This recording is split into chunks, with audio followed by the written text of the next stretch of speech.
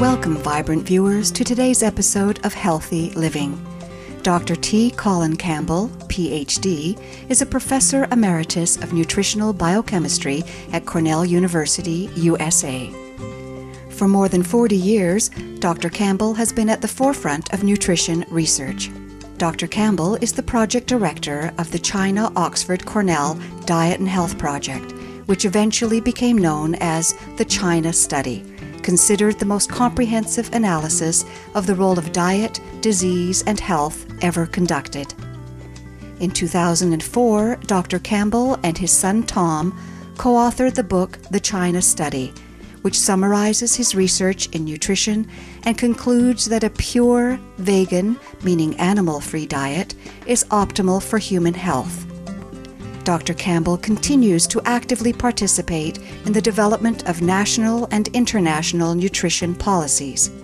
Dr. Campbell was invited in July 2009 to share his work and life-changing messages with audiences in Singapore.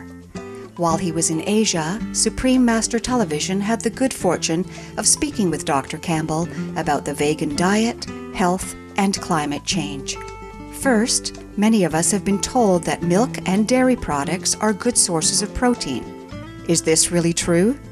Let's hear from Dr. Campbell, who worked on a dairy farm when he was young. We're the only species on the face of the planet that continues to consume milk beyond the so-called weaning period. The indigestible protein in cow's milk actually causes a negative chain reaction in the bodies of infants, children, and adults. Because the protein in reality stimulates the growth of cells and the growth of the body and the growth of cancer cells, faster, let's say, than other proteins. Animal proteins tend to do that. And so it's the protein of the milk.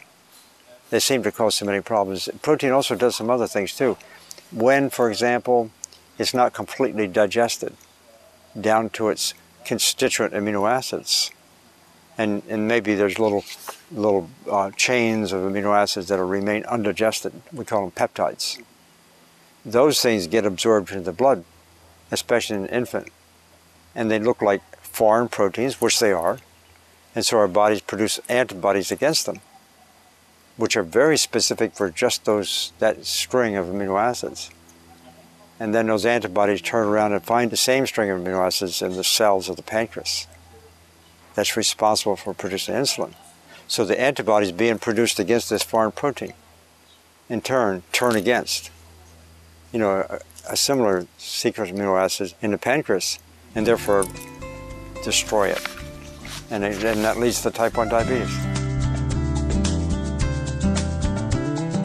Dr. Campbell advises on the best way to provide nutrition to precious infants. The best advice of all is for the mother to continue nursing for at least 1 year, maybe even as much as 2 years, but at least 1 year.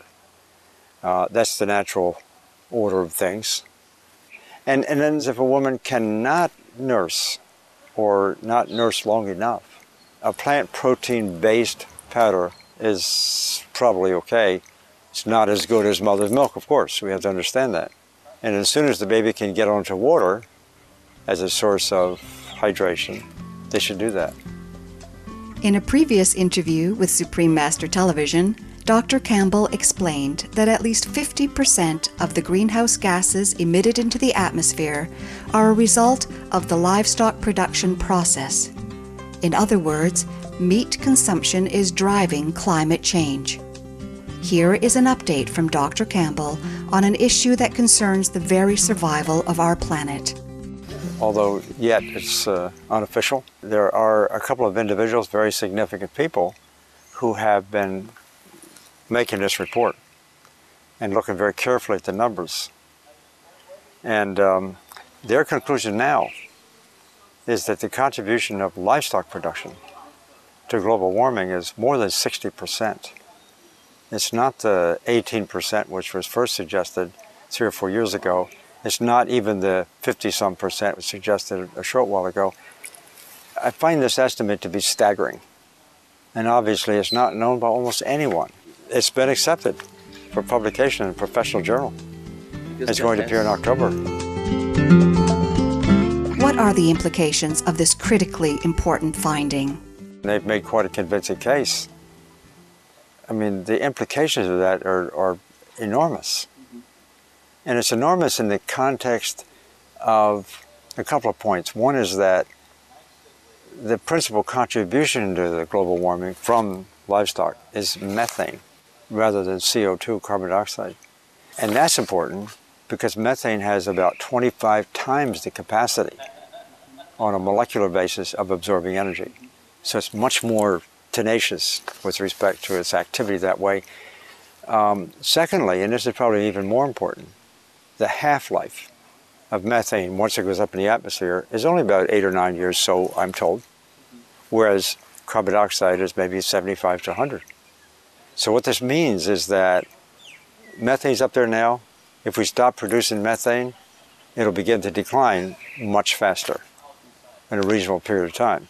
Whereas even if we reduce CO2 production by 20%, which is about the highest we can get the politicians to agree to, that's not going to make any difference at all, really, for 2 or 3 generations, if then. So that's why this message is so important. What we choose to eat. It's maybe the most important of all.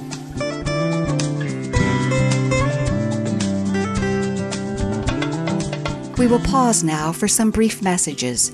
When Healthy Living returns, we will have more of our engaging interview with Dr. T. Colin Campbell. Please stay tuned to Supreme Master Television.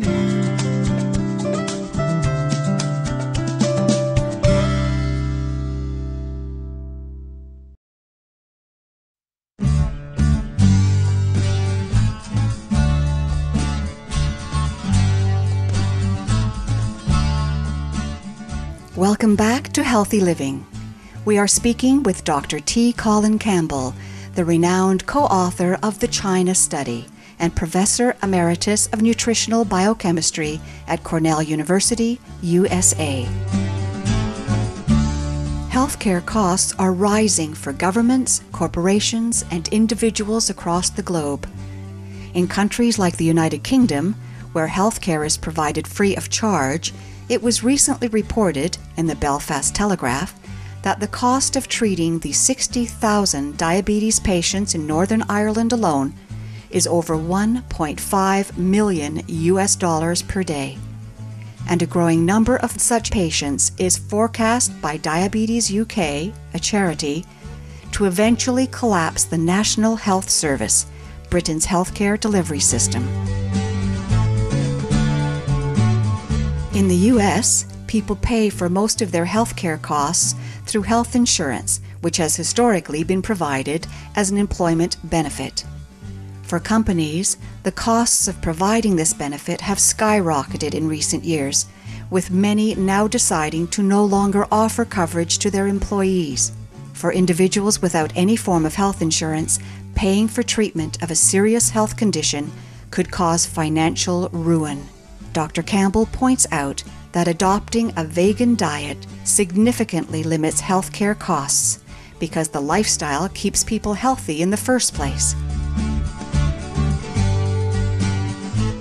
Plant-based diet creates health, prevents disease, and the benefits are enormous, especially in terms of the control of healthcare costs.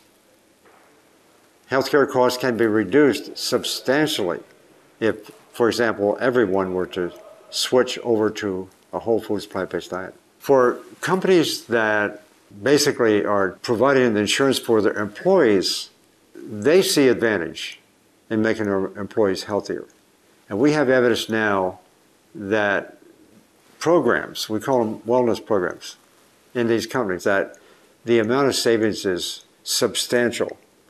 For example, for every dollar spent in one of these programs to promote health in these people, they save at least $3 to $5 in healthcare costs.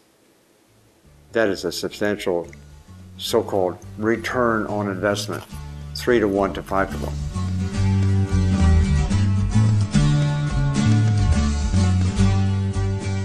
Dr. Campbell shares his ideas on how to broaden awareness on such important subjects as the vegan lifestyle and its direct connection to health, the causes of global warming, and other similar critical issues with the public.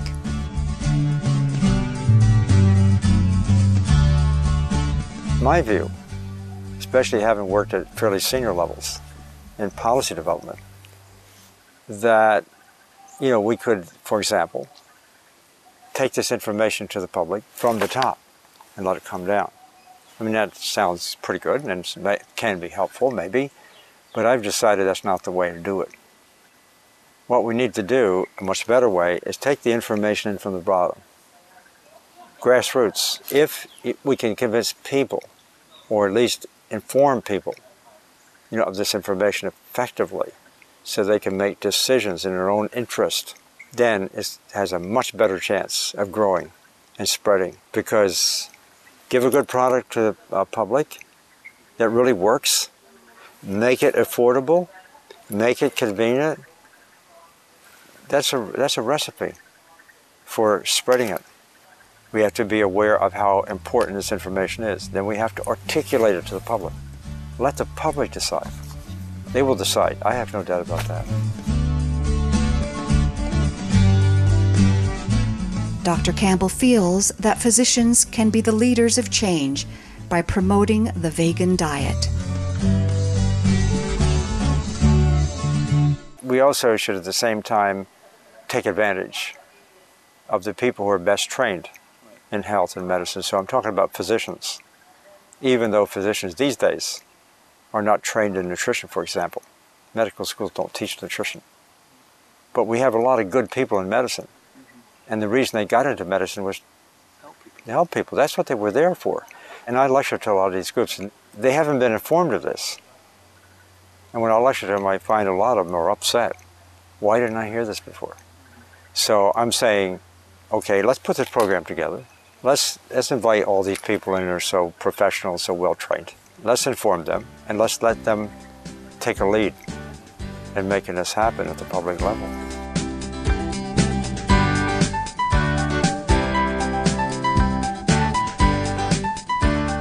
Here are some final thoughts from Dr. Campbell. I would like to speak to the viewers of the world to take notice of what Supreme Master Television is doing, because it affects, your lives as well as the lives of the planet. I mean, all the way from inside of the little cells where all this works together, all the way up through bodies and people and planet and on to the universe. I mean, it's a holistic message. So when people make decisions based on this information that Supreme Master Television is doing, when they make decisions, whichever level they sort of make the decision at, or whatever happens to interest them at that point in time, it's going to actually relate to a much larger issue. There's no question about that.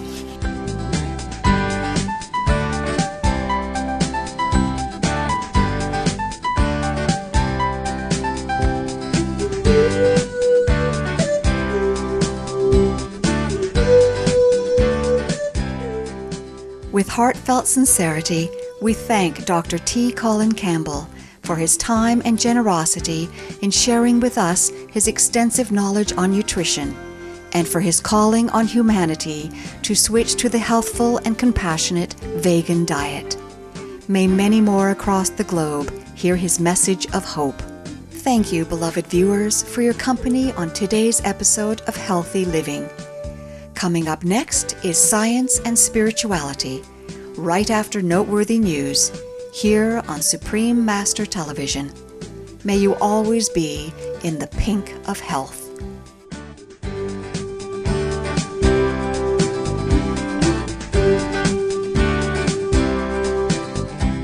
For more details, please visit www.suprememastertv.com/HL.